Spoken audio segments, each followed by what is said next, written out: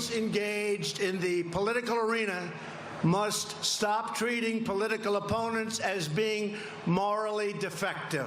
Have to do that. The president is certainly not responsible for sending suspicious packages to someone, no more than Bernie Sanders was responsible for a supporter of his shooting up a Republican baseball field practice last year. Well, I'm tempted to say that was said by Donald who? Well, I think it's very important for an individual who is in the Oval Office today to say exactly that. Law enforcement professionals do not care about the politics behind these acts.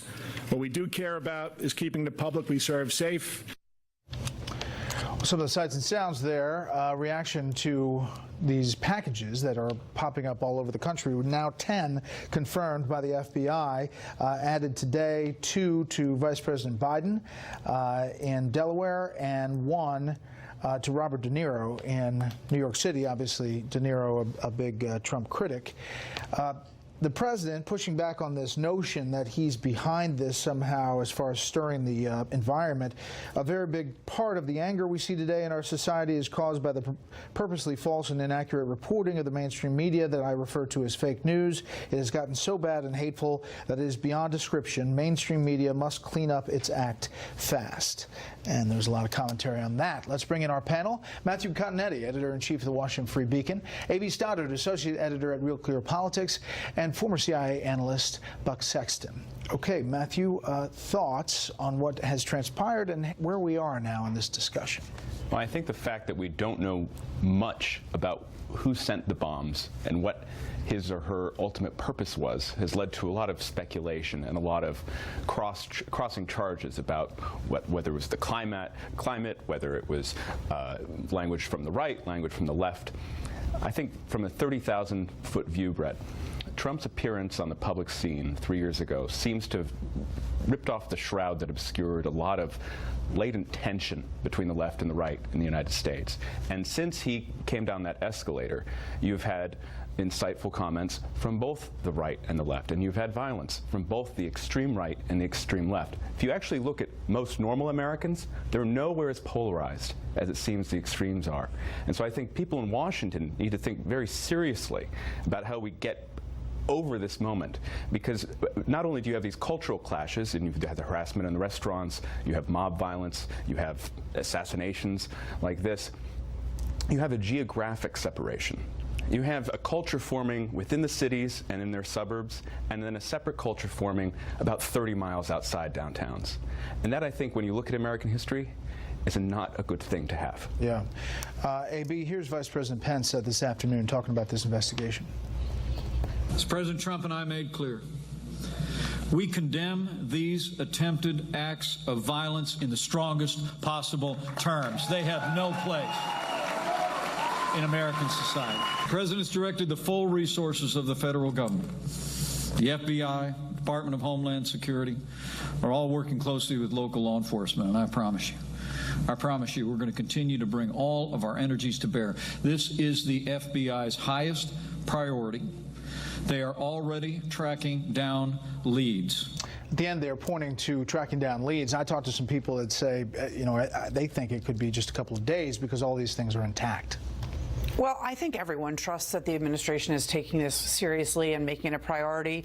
And the president said last night in his appropriate remarks that somebody wrote for him that he read off the teleprompter that his priority is to keep, his #1 job is to keep us safe. Everything he said last night was the right thing.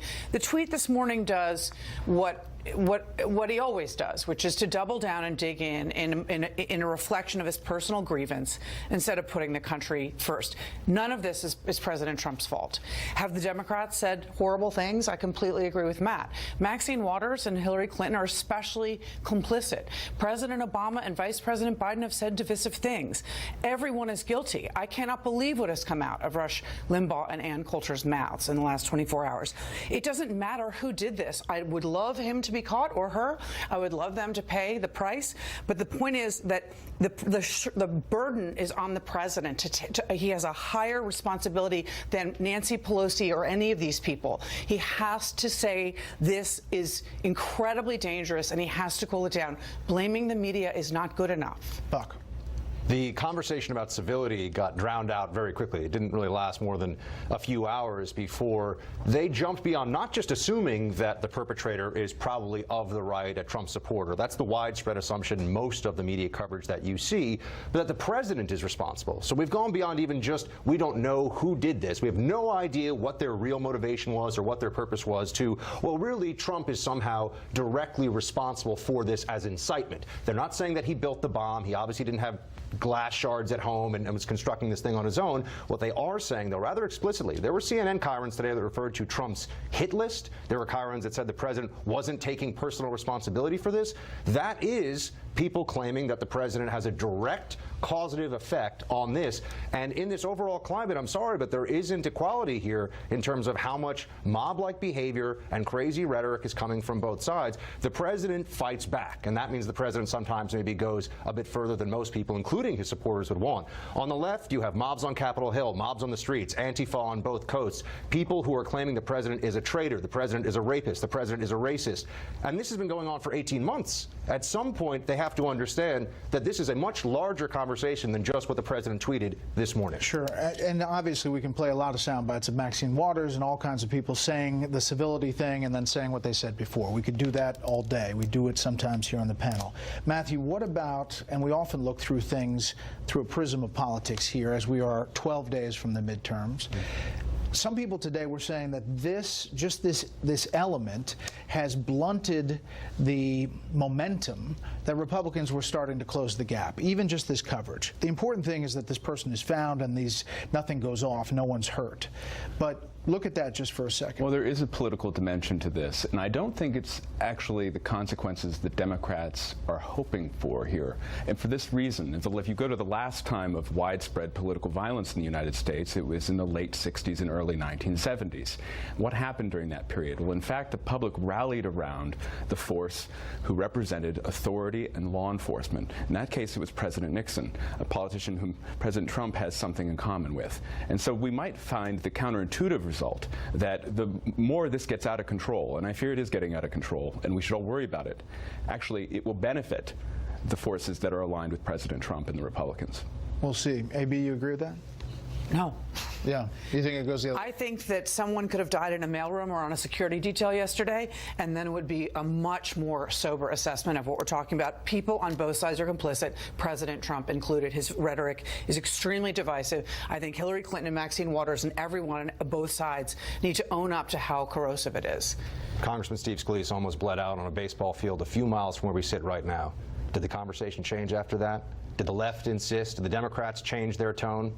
I don't think so. All right.